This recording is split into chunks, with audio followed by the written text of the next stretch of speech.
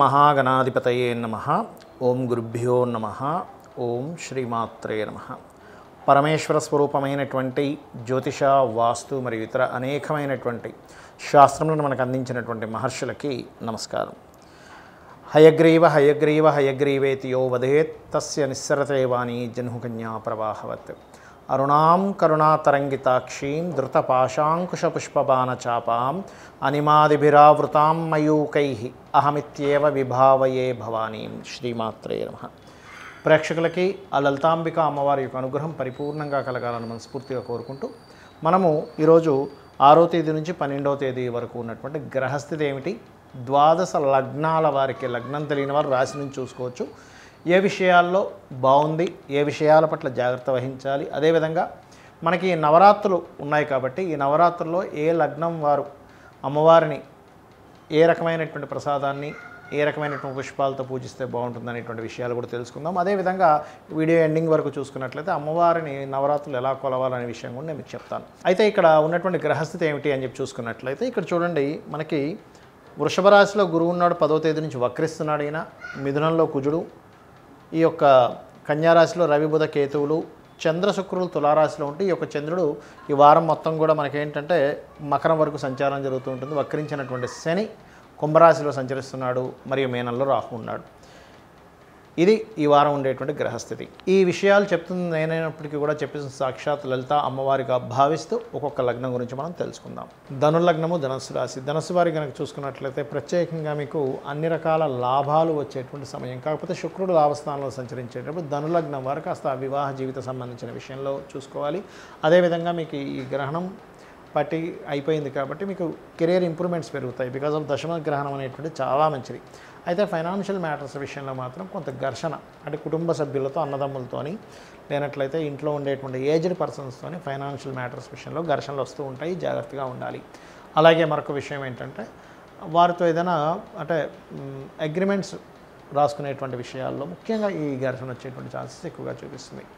అదేవిధంగా గతంలో మీ యొక్క పూర్వీకులు ఆస్తులు, ముఖ్యంగా తాతగారు ఆస్తికి సంబంధించినటువంటి విషయంలో లాభసాటిగా ఉండేటువంటి సమయం నడుస్తుంది. అయితే మీరు ఈ తాతగారు ఆస్తికి సంబంధించిన విషయంలో 7, 8 తేదీలు మాత్రం తొందరపాటు నిర్ణయాలు ఎట్టి పరిస్థితుల్లో తీసుకోకండి, ఇది గుర్తుపెట్టుకోండి. అలాగే ఇక్కడ ఈ పంచమాధిపతి ఎప్పుడైతే సప్తమంలో ఉన్నాడో ఇది కొంతవరకు ఏంటంటే ఇష్టపడిన వారిని వివాహం చేసుకోవాలని పెట్టేటువంటి ప్రపోజల్స్ కొంత ఘర్షణ వాతావరణం తీస్తుంది కుటుంబ సభ్యుల్లో. ఎందుకంటే ఈ కుజుడు ఎవరైతే ఉన్నారో ఘర్షణకు కారకుడు. ఈ కుజుడు ఎప్పుడైతే సప్తమ స్థానంలోకి, ప్రేమ వ్యవహారాల స్థానంలోకి వెళ్తూ కుటుంబ స్థానాన్ని చూస్తూ ఆ కుటుంబ స్థానం వైపు శని యొక్క వక్రగతి ఎప్పుడైతే ఉంటుందో ఇది ఇచ్చేటువంటి రిజల్ట్ ఏమిటి అంటే ఇక్కడ ఈ కాంబినేషన్ అనేటువంటిది కాస్త ఇష్టపడిన వారిని ఎలాగోలా ప్రయత్నం చేసేసుకోవాలని ప్రయత్నం చేస్తారో సక్సెస్ అవుతుంది, కానీ అది సాఫీగా కాకుండా ఘర్షణ వాతావరణంలో అవుతూ ఉంటుంది. ఈ దశమ రవి బుధ కేతువులు ఏంటంటే కొంతవరకు మీకు జాబ్లో కొన్ని ఆటంకాలు జరుగుతూ ఉంటాయి. కొన్ని టెక్నికల్గా మీరు ఏవైతే కొన్ని పేపర్స్ అవి సబ్మిట్ చేస్తుంటారో ఇవి కాదు ఇంకోటి తీసుకోండి అని ఇట్లాంటి కొన్ని జరుగుతూ ఉంటాయి మీరు వర్క్ చేసేటువంటి విషయాలు. కానీ జాబ్ దగ్గర దాకా ఇంకా జాబ్ పోతుందేమో అనుకునేది కూడా కొంతవరకు రావడం జరుగుతుంది. కానీ మీకు ఎవరికైనా జాబ్ థ్రెట్ కనుక ఉంటే ఈ నవరాత్రుల్లో ఓం మాణిక్య మకుటాకార జానుద్వై విరాజితాయే నమః అనేటువంటి నామస్మరణ చేయండి, లేదా ఓం శ్రీమాత శ్రీ మహారాజ్ని శ్రీమత్ సింహాసనేశ్వరి నమః అని చేయండి. అమ్మవారికి కుంకుమతోని బిల్వపత్రం మీద చందనం రాసి, గణపతికి గరికతోని మరి అమ్మవారికి బిల్వపత్రం మీద చందనం రాసి నమశివాయ మంత్రాన్ని, అమ్మవారి యొక్క శ్రీమాత్రే నమః అనే మంత్రాన్ని చేస్తూ చేయండి. జాబ్ సంబంధించిన ఏదైనా ప్రాబ్లం ఉన్నా కూడా మీకు క్లియర్ అవ్వడం అనేటువంటిది జరుగుతుంది. చాలామందికి నవరాత్రుల్లో పూజ ఏదైతే అమ్మవారికి చేస్తామో దాని యొక్క ఫలితం ఎంత గొప్పది అంటే ఈ సమయంలో నవరాత్రులు అంటారు. అంటే ఈ నవరాత్రుల్లో అమ్మవారి ఆరాధన మీ పూర్వజన్మల్లో చేసినటువంటి కర్మని పూర్తిగా తొలగిస్తుంది, గుర్తుపెట్టుకోండి. కాకపోతే భక్తి శ్రద్ధలతో చేయాలి. ఎలా చేయాలి?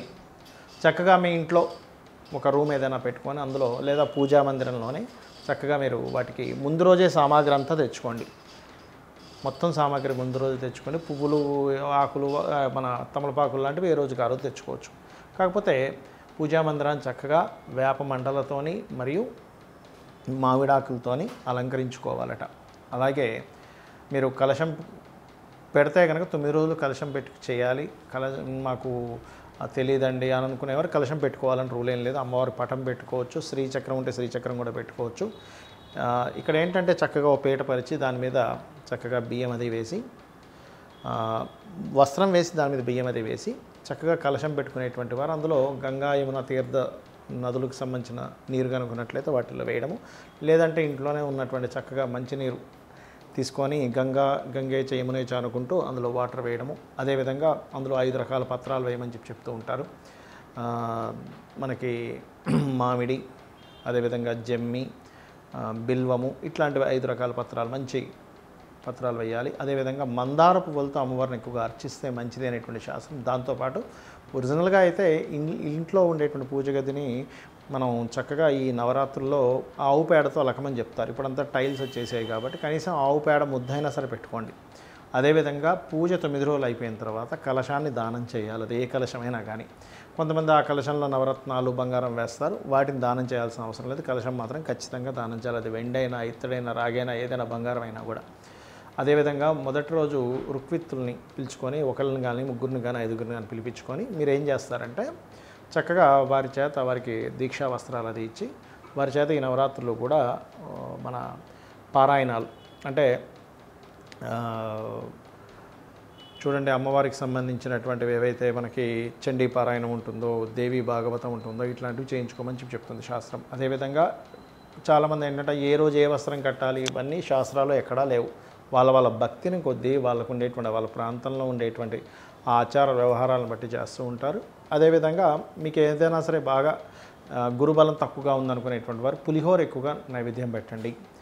మేము ఎప్పుడు కూడా హ్యాపీనెస్ అనేది లేదు మాకు అనుకునేటువంటి వారు పాయసాన్ని నైవేద్యం, పాయసాన్న ప్రియ అని ఉంటుంది. అలాగే గురుబలం పెరగడానికి నెయ్యితో చేసినటువంటి అన్నాన్ని కూడా పెట్టమని చెప్తుంది. అదేవిధంగా మనకి అమావాస్య తర్వాత రోజు ఇది వస్తుంది కాబట్టి అమావాస్య రోజు మధ్యాహ్నం పూట ఆవు నెయ్యి కలిపినటువంటి అన్నాన్ని భుజించాలని చెప్తుంది శాస్త్రం, సాధకుడు ఎవరైతే ఉంటారో. అదేవిధంగా రాత్రి సమయంలో పలహారం తీసుకోవాలి. అమావాస్య రోజు నెక్స్ట్ డే మనం స్టార్ట్ చేస్తున్నాం కాబట్టి, కానీ రాత్రిపూట అమావాస్య నైట్ మాత్రం అన్నం తినరాదు. నెక్స్ట్ డే మనకు పూజ స్టార్ట్ అవుతుంది కాబట్టి. అలాగే దీనికి కొంతమంది బాగా శక్తి ఉన్న వాళ్ళు 9 రోజులు ఉపవాసం ఉంటారు, కానీ 9 రోజులు ఉపవాసం లేనటువంటి వారు ఉదయం పూజ అయిన తర్వాత మధ్యాహ్నం తీసుకోవచ్చు, లేదా కొంతమంది రాత్రిపూట చుక్కను చూసి భోజనం చేస్తారు, అలా అయినా చేయొచ్చు. లేదంటే నేను అంత ఉండలేను పాలు ఇలాంటివి తీసుకోవచ్చు, అందులో ఎటువంటి సందేహం లేదు. అయితే ఈ శ్రీచక్రం పెట్టుకొని కుంకుమతో అర్చించడం, లేదా నాకే మంత్రం తెలియదు అనుకునేటువంటి వారు శ్రీమాత్రే నమః అని నామస్మరణ చేయడం, రోజుకొక 35 పిలిచి ఆకు, ఒక్క, జాకెట్ బట్ట ఇవన్నీ ఇస్తూ ఉంటారు. అవన్నీ ఖచ్చితంగా ఇవ్వాలని చెప్తుంది శాస్త్రం. గాజులు ఇట్లాంటివన్నీ కూడా. అదేవిధంగా ఒకటే గుర్తుపెట్టుకోండి, మీకు మధ్యలో ఏదైనా ఆటంకం వచ్చింది, కలశం పెట్టారు, పూజారిని పెట్టి చేయించుకోండి, కానీ కలశం ఎట్టి పరిస్థితుల్లో కదపడానికి వీల్లేదు. ఇది బాగా అర్థం చేసుకోండి. అలాగే భక్తి శ్రద్ధలతో త్రికాలములు ఎందుకు చేయమని చెప్పారంటే ఉదయం, మధ్యాహ్నం, సాయంత్రం కూడా. మీకు కుదరలేదు కనీసం 2 పూటలు చేయండి. ఏమంటే అది కూడా నాకు కుదరదు, పొద్దున్న 5ంటికి నేను జాబ్కి వెళ్ళిపోవాలి, 6ంటికి వెళ్ళిపోవాలి, నేను ఎప్పుడు లగాలి, ఏంటండి పరిస్థితి అనుకునేవారు కనీసం రాత్రిపూట అయినా చేయండి. కానీ కనీసం 2 పూటలు కనుక చేసినట్లయితే మీరు ఏదైతే కర్మ చేశారో పూర్వజన్మల్లో దాన్ని తొలగించేటువంటి ఇది అమ్మవారి అనుగ్రహం ద్వారా కలుగుతుంది. మరియు ఈ రోగబాధలు తగ్గుతాయి ముఖ్యంగా ఇంట్లో ఉండేటువంటి. ఎందుకంటే ఈ యమద్రంష్టికలు అంటారు ఈ సమయాన్ని, నవరాత్రుల సమయంలో. అంటే ఒకవైపు నెగటివ్ ఎనర్జీ ఫామ్ అవుతుంది, ఒకవైపు పాజిటివ్ ఎనర్జీ కూడా ఉంటుంది. మీరు దేన్ని పట్టుకుంటారు అనేది ఇక్కడ ముఖ్యం. ఎందుకంటే చక్కగా ఏ పూజ చేయకుండా అలాగే ఉన్నారు, రోగాలు పెరగడం, చికాకులు పెరగడం జరుగుతుంది. అలా కాకుండా అమ్మవారిని కనుక పట్టుకోగలిగితే ఖచ్చితంగా మీరు చేసేటువంటి పూజ అది ఫలితం దక్కడం వల్ల మీరు 100% మీ యొక్క లైఫ్లో సక్సెస్ అనేటువంటిది చూస్తారు. గుర్తుపెట్టుకోండి. ఏమండి నాకు ఏ మంత్రం రాదు ఎలాగా అంటే చక్కగా మీరు కుంకుమ, పసుపు తీసుకొని శ్రీచక్రం మీద లేకపోతే అమ్మవారి పటం దగ్గర శ్రీమాత్రే నమః, శ్రీమాత్రే నమః, శ్రీమాత్రే నమః అనుకుంటూ ఒక 108 సార్లు లేకపోతే ఒక అరగంట ఎంతో పెట్టుకొని అలా చేయండి. లేదా లలితాసహస్రనామాలు మీకు చదవడానికి రాదు, చక్కగా యూట్యూబ్లో మనకు ప్లే అవుతుంటాయి. ప్లే అవుతూ ఉంటే చక్కగా మీరు మనసులో అనుకుంటే ఆ మంత్రాన్ని, నామాన్ని మనసులో అనుకుంటూ ఉండండి, ఆ వస్తున్నటువంటి దాన్ని. అలా ఉదయం, సాయంత్రం కూడా చేయొచ్చు. కాకపోతే చీరలు ఏదైనా కట్టి మీరు విగ్రహంలా పెట్టుకుని చీరలు ఏదైనా కడితే మాత్రం రోజు చీర మార్చాలి, గుర్తుపెట్టుకోండి.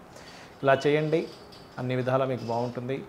దీక్ష తీసుకొని చేసేటువంటి వారు ఎర్రటి వస్త్రం ధరించండి.